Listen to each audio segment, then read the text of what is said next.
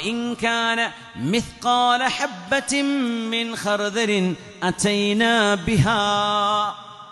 നിങ്ങൾ ആരും അറിയാതെ ക്ലോസ്ഡ് നിങ്ങളുടെ റൂമുകളിൽ നിന്നുകൊണ്ട്, നിങ്ങളുടെ സ്വകാര്യമായ വാട്സപ്പ് ഗ്രൂപ്പുകളിൽ നിന്നുകൊണ്ട്, നിങ്ങളുടെ സ്വകാര്യമായ സോഷ്യൽ മീഡിയ ഗ്രൂപ്പുകളിൽ നിന്നുകൊണ്ട് നിങ്ങൾ ആരെപ്പറ്റിയെല്ലാം പറഞ്ഞോ, ഓരോ അണുമണിത്തൂക്കവും അല്ലാഹു നാളെ വിചാരണക്കെടുത്തുദ്ധരിക്കും.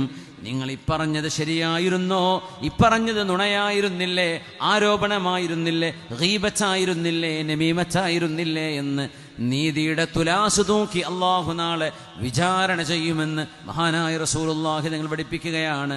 വകഫാ ബിനാ ഹാസിബീൻ. വിചാരണ ചെയ്യാൻ അല്ലാഹുവിനോളം മതിയായവർ ആരാണുള്ളത്? മഹാനായ റസൂലുള്ളാഹി നിങ്ങൾ പഠിപ്പിക്കുക. വിശുദ്ധ ഖുർആൻ സൂറത്തു അബസയാൻ.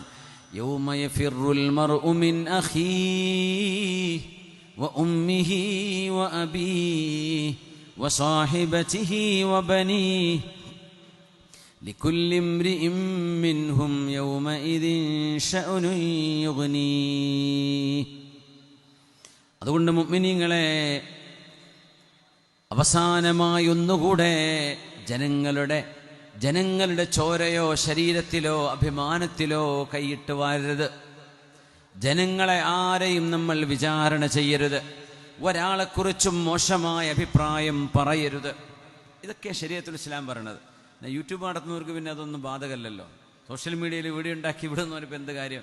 4 ആൾ സബ്സ്ക്രൈബ് ചെയ്ത് കഴിഞ്ഞാൽ, അല്ലെങ്കിൽ കുറച്ച് വ്യൂവേഴ്സിനെ കിട്ടിക്കഴിഞ്ഞാൽ അവന് രക്ഷപ്പെട്ടു എന്ന് അവന് വിചാരിക്കണത്. അത് ഇവിടെ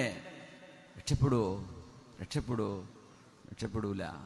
ഒരു ഖഡ്ഗമണി അത്ര നിങ്ങൾ അനീതി ചെയ്തിട്ടുണ്ടോ, നുണ പറഞ്ഞിട്ടുണ്ടോ, അതിന് അല്ലാഹുവിൻ്റെ മുമ്പിൽ വിചാരണയ്ക്ക് വിധേയമാക്കേണ്ടി വരും.